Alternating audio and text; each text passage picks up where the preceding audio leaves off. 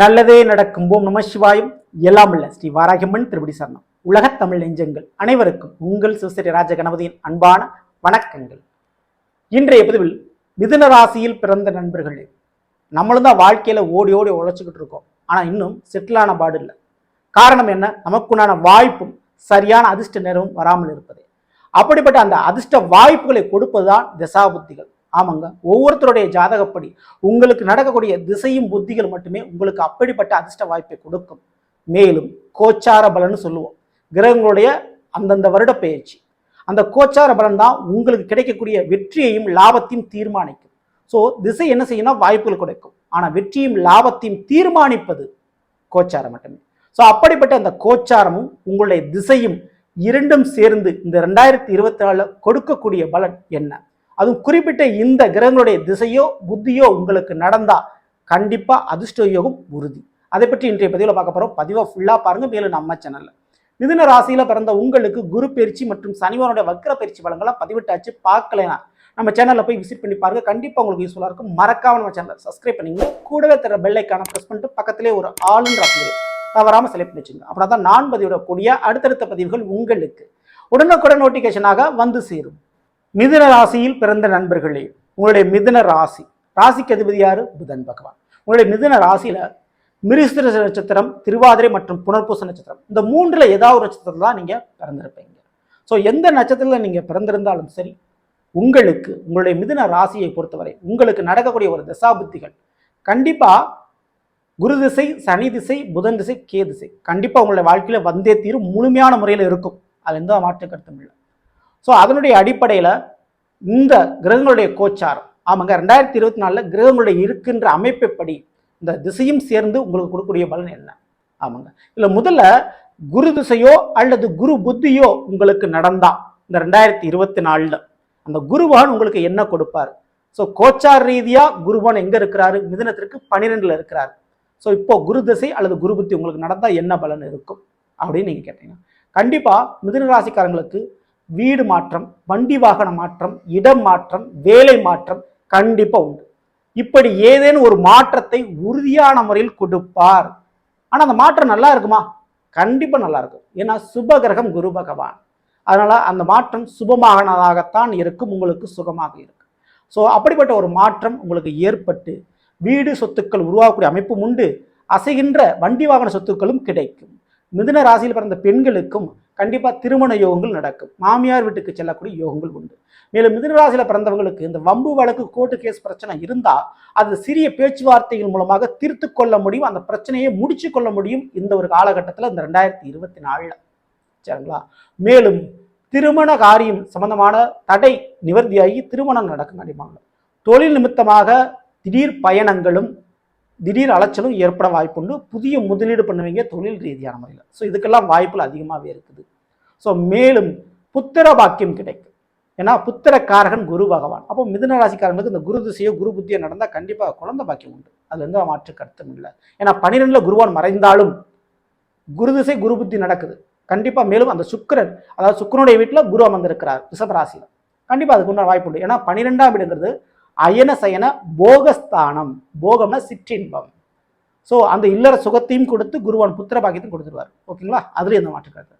இப்போ இதுவே சனி திசை அல்லது சனி புத்தி உங்களுக்கு நடந்தால் இந்த 2024 சனி திசை நடக்குது அல்லது சனி புத்தி நடக்குது, பலன் என்னவா இருக்கும்?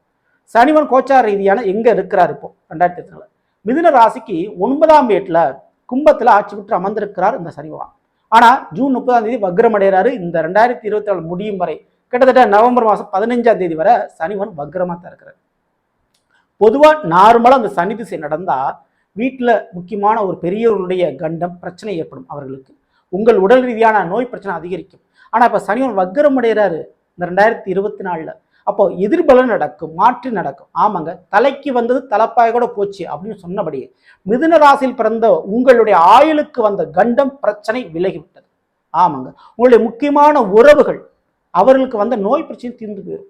ஸோ அதனால குடும்பத்தில் சந்தோஷம், மகிழ்ச்சி கிடைக்கும். மருத்துவ செலவு ஓய்ந்து போகிவிடும். அதனால தைரியமாக இருக்கலாம், பயப்படாமல் இருக்கலாம். அமானுஷ விஷயங்கள், இந்த ஏவல், செய்வினை, பில்லி, சூனியம், வசியம் போன்ற பிரச்சனை ஏற்பட்ட குடும்பத்தில் குழப்பங்கள், அந்த குழப்பம் சரியாகும். அந்த பிரச்சனை நிவர்த்தி அடையும். குறிப்பிட்ட தெய்வ வழிபாட்டால் கண்டிப்பாக அந்த தெய்வ வழிபாடு பண்ணணும். அதுவும் குறிப்பிட்டு உங்களுடைய குலதெய்வ வழிபாடு நீங்கள் பண்ணிக்கணும். அது ரொம்ப ரொம்ப முக்கியம். பண்ணுகின்ற பொழுது இந்த சனி திசை நடந்தால் கண்டிப்பாக இதெல்லாம் நிவர்த்தி அடையும். மேலும் உங்கள் மீது சுமத்தப்பட்ட பழி பாவம், உங்கள் மீது சுமத்தப்பட்ட ஒரு குறை, அந்த குறை சரியாகும். இந்த பழி பாவத்திலிருந்து மீண்டு வருவீங்க. மேலும் இந்த ஒரு இடத்துல அசையாத சொத்துக்களை உருவாக்கி அதனால் ஏற்பட்ட விரயங்களும் அதனால் ஏற்பட்ட பிரச்சனைகளும், அந்த பிரச்சனைகளிலிருந்து இப்போ ஒரு விடுதலை கிடைக்கும். ஸோ அந்த பிரச்சனைகளை ஒரு முற்றுப்புள்ளி வச்சுருவீங்க. பூர்வீக சொத்துக்கள் இருந்த பிரச்சனை வில்லங்கத்திற்கு ஒரு தீர்வும் ஒரு முடிவும் நீங்கள் எடுத்து விடுவீர்கள் இந்த 2024. தகப்பனார் மற்றும் தாய்வழி உறவுகள் எதிரிகளாக இருந்தால் அவர்கள் இடம் மாறி போவார்கள் அல்லது அவர்கள் குணம் மாறி போவார்கள். உங்க பேச்சை கேட்க ஆரம்பிச்சிருவாங்க. உங்களிடம் பணிந்து விடுவார்கள் அவர்கள். உங்களுடைய மேல் அதிகாரிகள் கூட, உங்களை விட வயது மூத்தவர்கள் கூட உங்களுடைய ஆலோசனையும் உதவியும் எதிர்பார்க்கின்ற தருணம் இது. ஸோ அதை சரியாக நீங்கள் பயன்படுத்தினா நீங்கள் அடுத்த கட்ட நிலைக்கு முன்னேற முடியும். இது தெளிவாக புரிஞ்சுங்க. ஸோ எப்பேற்பட்ட தொழிலாளியாக இருந்தாலும் ஏழையாக இருந்தாலும் நீங்கள் முதலாளி ஆகக்கூடிய வாய்ப்பு கிடைக்கும் இந்த 2024. ஸோ அதற்கு சனி திசை சனி புத்தி உங்களுக்கு நடக்கணும். பயன்படுத்திங்க இந்த வாய்ப்பு. மேலும் இப்போ புதன் திசை நடக்குன்னு வச்சுங்களேன். ஸோ புதன் திசை அப்படின்றது உங்களுடைய ராசிநாதன் புதன் பகவான். சரிங்களா? புதன் திசை அல்லது புதன் புத்தி நடந்தால் இந்த 2024 பலன் எப்படி இருக்கும்? ஸோ உங்களை பொறுத்தவரை கண்டிப்பாக கல்விக்கு யோகம் இருக்கு. உங்களுடைய படிப்பாக இருக்கலாம், உங்களுடைய பிள்ளைகளுடைய படிப்பாக இருக்கலாம், உங்களுடைய வாழ்க்கை துணை படிப்பு அல்லது உங்களுக்கு கூட பிறந்த சகோதர படிப்பு. இப்படி யார் எந்த உறவாக இருந்தாலும் அந்த உறவின் ரீதியாக இருக்கக்கூடிய படிப்பு செலவு குறையும். படிப்பில் இருந்த தடை விலகும். படிப்பில் ஏற்பட்ட மன அழுத்தம் குறையும். ஸோ நீங்களே புதுசாக ஏதாவது ஒன்று படிக்க போவீங்க. உங்களுக்கு எந்த வயசுல இருந்தாலும் இந்த வயசுல கூட ஏதாவது ஒரு வேலை தொழில் ரீதியாக அதுக்கு அந்த காரணத்திற்காக படிக்கிறது அல்லது ஏதாவது ஒரு கலையை கற்றுக்கிற விஷயத்துக்கு நீங்கள் போவீங்க. அதுக்கு வாய்ப்புன்னு இந்த புதன் திசை புதன் புத்தி காலகட்டம். அதேபோல புதிய சொத்துக்களை உருவாக்குவீர்கள். சொத்துக்கள் இருந்த வில்லங்கத்தை சரி பண்ணுவீர்கள். அதேபோல தாய்வழி உறவுகள் மூலம் சில ஆதாயத்தை பெறுவீர்கள். வண்டி வாகனம் புதிதாக வாங்கி பயணிப்பீர்கள். அதுக்கெல்லாம் வாய்ப்பு நிறைய உண்டு. ஸோ இது எல்லாத்தையும் தாண்டி உங்களுடைய உடலும் மனமும் சரியாக இயங்குகின்ற தருணம். உங்களுடைய உடல் ரீதியாக எப்பேற்பட்ட பிரச்சனை தான் அந்த பிரச்சனை சரியாகும். அது எந்த மாற்று கருத்தும் இல்லை. அதேபோல பல வழக்குகளை முடிக்க முடியாத வழக்கு வம்பு வழக்கு பிரச்சனைகளை உங்களோட வாதத்தால் முடித்து காட்டி விடுவீர்கள். ஸோ இந்த 2024 அது மிகப்பெரிய அளவுக்கு உங்களுக்கு பொருந்தும். சரிங்களா? எப்பேற்பட்ட வருஷ கணக்கில் இருந்த பிரச்சனையை கூட நீங்கள் பேசி இந்த வருஷத்தில் முடிச்சிடுவீங்க. உங்களுக்கு சாதகமாக அது முடியும். மேலும் தாய் மாமன் அல்லது மாமன் வழி உறவுகள் மூலமாக சில நன்மை உங்களுக்கு நடக்கும். அதுக்கு வாய்ப்பு உண்டு.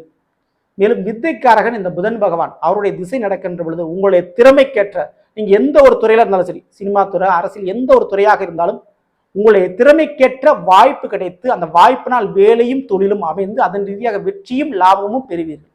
அதுக்கு வாய்ப்பு உண்டு. அதனால கவர்மெண்ட் எக்ஸாம் எழுதிக்கிட்டு இருக்கீங்கன்னா அந்த எக்ஸாமில் வெற்றி பெறுவீர்கள். தேர்வுகளில் வெற்றி உண்டு. அது எந்த சந்தேகம் இல்லை.